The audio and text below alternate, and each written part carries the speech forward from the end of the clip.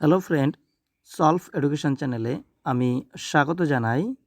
আজকের জেনারেল নলেজের mock test number 24 নিয়ে হাজির হয়েছি। যারা আগের ক্লাসগুলো করনি, নিচের ডেসক্রিপশনে লিংক রয়েছে, সেখান থেকে তোমরা আগের ক্লাসগুলো করে নেবে। আজকের প্রথম প্রশ্ন, যে মূল মধ্যরেখার মান কত?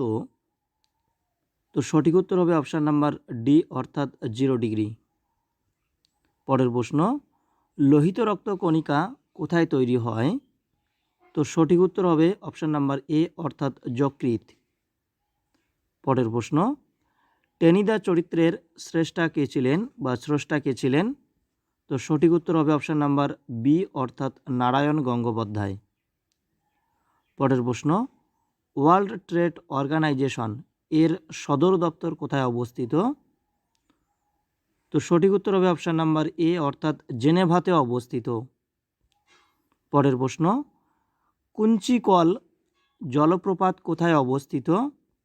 সঠিক উত্তর হবে অপশান নাম্বার এ, অর্থাৎ কর্ণাটকে অবস্থিত কুঞ্চিকল জলপ্রপাত। পরের প্রশ্ন, হাইড্রার গমনাঙ্গের নাম কি? তো সঠিক উত্তর হবে অপশান নাম্বার সি, অর্থাৎ কর্ষিকা। পরের প্রশ্ন, কৌলিন্য প্রথা কে প্রবর্তন করেছিলেন? সঠিক উত্তর অপশান নাম্বার বি, অর্থাৎ বল্লাল সেন, তিনি কৌলিন্য প্রথা প্রবর্তন করেছিলেন। পরের প্রশ্ন, প্যারামেসিয়াম এর গমনাঙ্গের নাম কি?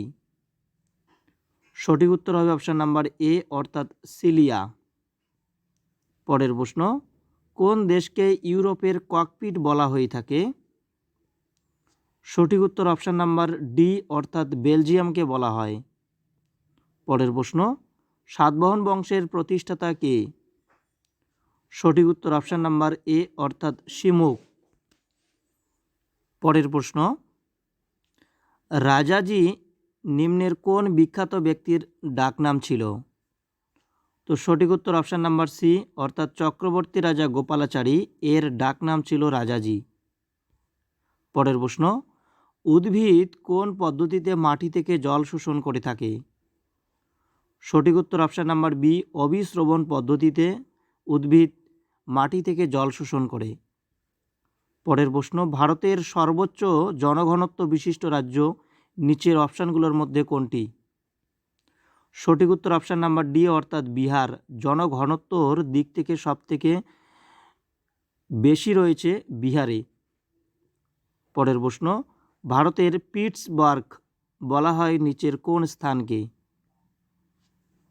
সঠিক উত্তর অপশান নাম্বার এ, অর্থাৎ জামশেদপুর। পরের প্রশ্ন, ভারতের রোম বলা হয় নিচের কোন শহরকে? সঠিক উত্তর অপশান নাম্বার বি, অর্থাৎ দিল্লিকে ভারতের রোম বলা হয়ে থাকে। পরের প্রশ্ন, পশ্চিমবঙ্গে মোট কতগুলো জাতীয় উদ্যান রয়েছে? সঠিক উত্তর অপশান নাম্বার সি, অর্থাৎ 6টি জাতীয় উদ্যান রয়েছে। পরের প্রশ্ন, করেঙ্গে ইয়া মরেঙ্গে এটি কোন আন্দোলনের মন্ত্র ছিল? তো সঠিক উত্তর অপশান নাম্বার এ, অর্থাৎ ভারত ছাড়ো আন্দোলন। তোমরা অবশ্যই কমেন্টে জানিয়ে দেবে ভারত ছাড়ো আন্দোলন কত খ্রিস্টাব্দে হয়েছিল, তোমরা নিচে কমেন্ট বক্সে জানিয়ে দেবে। পরের প্রশ্ন, ভারতের প্রথম মহিলা লোকসভার অধ্যক্ষ কে ছিলেন? সঠিক উত্তর অপশান নাম্বার বি, অর্থাৎ মীরা কুমার, তিনি প্রথম ভারতের মহিলা লোকসভার অধ্যক্ষ ছিলেন। পরের প্রশ্ন, সানডে টাইমস এটি কোন দেশের একটি বিখ্যাত সংবাদপত্রের নাম? তো সঠিক উত্তর অপশান নাম্বার এ, দক্ষিণ আফ্রিকা।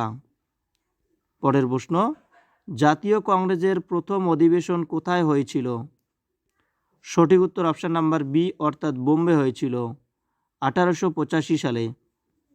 বোম্বের সংস্কৃত ভার্বেক কলেজে প্রথম জাতীয় কংগ্রেসের অধিবেশন হয়েছিল। তোমরা কমেন্ট বক্সে জানিয়ে দেবে জাতীয় কংগ্রেসের প্রথম অধিবেশনের সভাপতির নাম কি ছিল? সভাপতির? পরের প্রশ্ন, ভারতের পক্ষী মানব নামে পরিচিত কে ছিলেন? সঠিক উত্তর হবে option number B, Salim Ali. পরের প্রশ্ন, নিম্নের কাকে নিউক্লিয় পদার্থবিদ্যার জনক বলা হয়ে থাকে? সঠিক উত্তর অপশান নাম্বার ডি, অর্থাৎ আর্নেস্ট রাদারফোর্ড, তাকে নিউক্লিয় পদার্থের জনক বলা হয়ে থাকে। পরের প্রশ্ন, 1935 সালের আইন অনুযায়ী কোন প্রদেশে কংগ্রেস মন্ত্রিসভা গঠিত হয়নি? সঠিক উত্তর অপশান নাম্বার সি অর্থাৎ পাঞ্জাবে 1935 সালের আইন অনুযায়ী কংগ্রেস এর মন্ত্রিসভা গঠিত হয়নি। পরের প্রশ্ন, ভারতের উচ্চতম হ্রদ ছো লামো এটি কোন রাজ্যে অবস্থিত? তো সঠিক উত্তর হবে অপশান নাম্বার এ অর্থাৎ সিকিমে অবস্থিত। পরের প্রশ্ন, ডান্ডি অভিযান শুরু হয় কত সালে? তো সঠিক উত্তর অপশান নাম্বার এ অর্থাৎ মার্চের 1930 সালে ডান্ডি অভিযান শুরু হয়েছিল। পরের প্রশ্ন, কোন বছরে কংগ্রেস মন্ত্রিসভার প্রদেশগুলিতে কাজ শুরু করে? তো সঠিক উত্তর অপশান নাম্বার এ অর্থাৎ 1937 সালে। পরের প্রশ্ন, ভারতের জনপ্রিয় সংবাদপত্র দৈনিক ভাস্কর এটি কোন ভাষায় প্রকাশিত হয়েছিল? তো সঠিক উত্তর অপশান নাম্বার সি অর্থাৎ হিন্দি ভাষায় প্রকাশিত হয়। পরের প্রশ্ন, ভারতের কার্পাস গবেষণাগার কোথায় অবস্থিত? সঠিক উত্তর হবে অপশান নাম্বার ডি অর্থাৎ নাগপুর। পরের প্রশ্ন, ফিলিপস এই সংস্থাটির মুখ্য কার্যালয় কোথায় অবস্থিত? সঠিক উত্তর অপশান নাম্বার এ অর্থাৎ নেদারল্যান্ডসে অবস্থিত। পরের প্রশ্ন, কোন কংগ্রেস অধিবেশনে পূর্ণ স্বাধীনতার দাবি প্রথম উত্থাপিত হয়? সঠিক উত্তর অপশান নাম্বার সি অর্থাৎ লাহোর। পরের প্রশ্ন, ভারতীয় জাতীয় কংগ্রেস এর কোন অধিবেশনে প্রথমবার বন্দে মাতরম এই গানটি গাওয়া হয়েছিল? সঠিক উত্তর অপশান নাম্বার সি অর্থাৎ 1896 এই অধিবেশনে। পরের প্রশ্ন, মাদার টেরেজা কত সালে নোবেল শান্তি পুরস্কার পেয়েছিলেন? সঠিক উত্তর অপশান নাম্বার বি 1979 সালে। পরের প্রশ্ন, ভারতের সাক্ষরতা অভিযানটি নিম্নের কোন বা কার সাথে সম্পর্ক রয়েছে? ভারতের সাক্ষরতা অভিযান। তো সঠিক উত্তর অপশান নাম্বার বি অর্থাৎ ব্ল্যাকবোর্ড। পরের প্রশ্ন, চৌরি চৌরার ঘটনার পর কোন আন্দোলন প্রত্যাহার করে নেওয়া হয়েছিল? সঠিক উত্তর অপশান নাম্বার সি অর্থাৎ অসহযোগ আন্দোলন। পরের প্রশ্ন, গ্রিন পার্ক স্টেডিয়াম এটি কোথায় অবস্থিত? সঠিক উত্তর অপশান নাম্বার বি অর্থাৎ কানপুরে অবস্থিত গ্রিন পার্ক স্টেডিয়াম। পরের প্রশ্ন, বাষ্পমোচনের হার কিসের সাহায্যে নির্ণয় করা হয়ে থাকে? সঠিক উত্তর অপশান নাম্বার এ অর্থাৎ গ্যানং এর পোর্ট মিটার এর সাহায্যে বাষ্পমোচনের হার নির্ণয় করা হয়ে থাকে। পরের প্রশ্ন, দক্ষিণের ব্রিটেন বলা হয় কোন দেশকে? তো সঠিক উত্তর হবে অপশান নাম্বার ডি অর্থাৎ নিউজিল্যান্ড। তাহলে কি দক্ষিণের ব্রিটেন বলা হয় নিউজিল্যান্ডকে। পরের প্রশ্ন, আরব সাগরের রানী বলা হয় নিচের কোন শহরকে?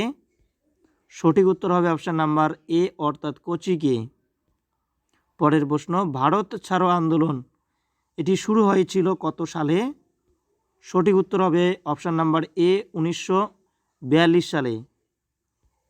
পরের প্রশ্ন, কোন সময়কে জাতীয় কংগ্রেসের নরমপন্থীর পর্ব বলা হয়? তো সঠিক উত্তর অপশান নাম্বার বি 1885 থেকে 1905 সালকে জাতীয় কংগ্রেসের নরমপন্থীর পর্ব বলা হয়ে থাকে। এই ছিল আজকের প্রশ্ন।